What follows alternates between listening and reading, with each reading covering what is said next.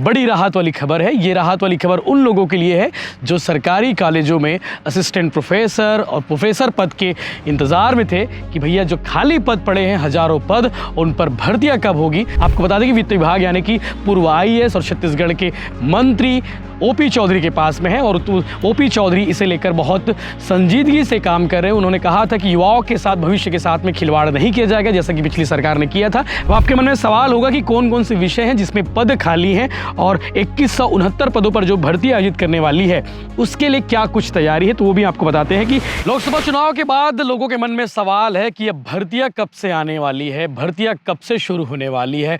बहुत सारे पद खाली हैं विभागों में, उन पर भर्तियां कब से होने वाली है। तो आपके लिए एक बड़ी राहत वाली खबर है। ये राहत वाली खबर उन लोगों के लिए है जो सरकारी कॉलेजों में असिस्टेंट प्रोफेसर और प्रोफेसर पद के इंतज़ार में थे कि भैया जो खाली पद पड़े हैं, हजारों पद, उन पर भर्तियां कब होगी, जिसकी तैयारी वो कर रहे हैं।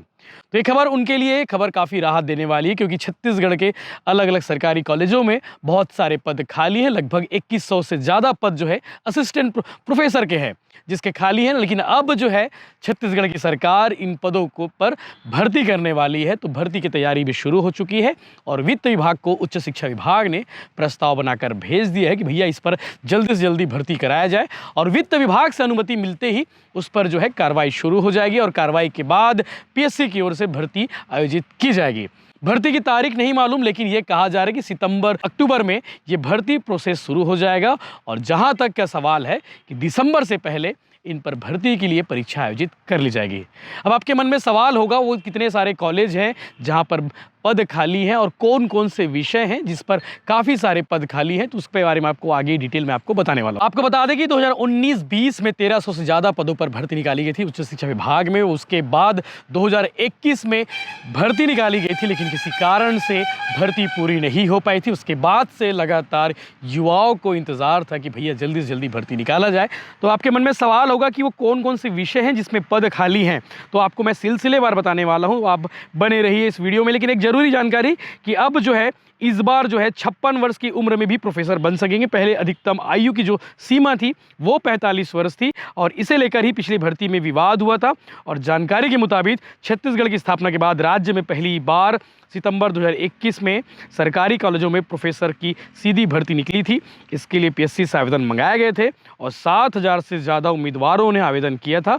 लेकिन यह प्रक्रिया शुरू होने के कुछ दिन बाद ही इस भर्ती पर रोक लगा दी गई और भर्ती नियम को लेकर जो विवाद की स्थिति थी उसी चक्कर में ये भर्ती जो है विवाद में चली गई। खासकर अधिकतम आयु को लेकर जो ज़्यादा विवाद था और तब प्रोफेसर भर्ती के तहत पुरुष यानी कि अनारक्षित वर्ग के लिए न्यूनतम आयु सीमा 31 और अधिकतम जो सीमा थी वो 45 वर्ष आयोजित रखी गई थी। अब आपके मन में सवाल होगा कि कौन कौन से विषय हैं जिसमें पद खाली हैं और 2169 पदों पर जो भर्ती आयोजित करने वाली है उसके लिए क्या कुछ तैयारी है, तो वो भी आपको बताते हैं। कि हिंदी विषय में 170 पद खाली हैं, अंग्रेजी विषय के 172 पद खाली हैं, राजनीति शास्त्र विषय में 130 पद खाली हैं, अर्थशास्त्र के 92, समाजशास्त्र के 128, इतिहास के 51, भूगोल के 83, फिजिक्स के 151, गणित के 178, केमिस्ट्री के 169, बॉटनी के 164 और जूलॉजी के 170, कंप्यूटर साइंस के 29, माइक्रोबायोलॉजी के 11 सबसे कम है, बायोटेक्नोलॉजी के 12,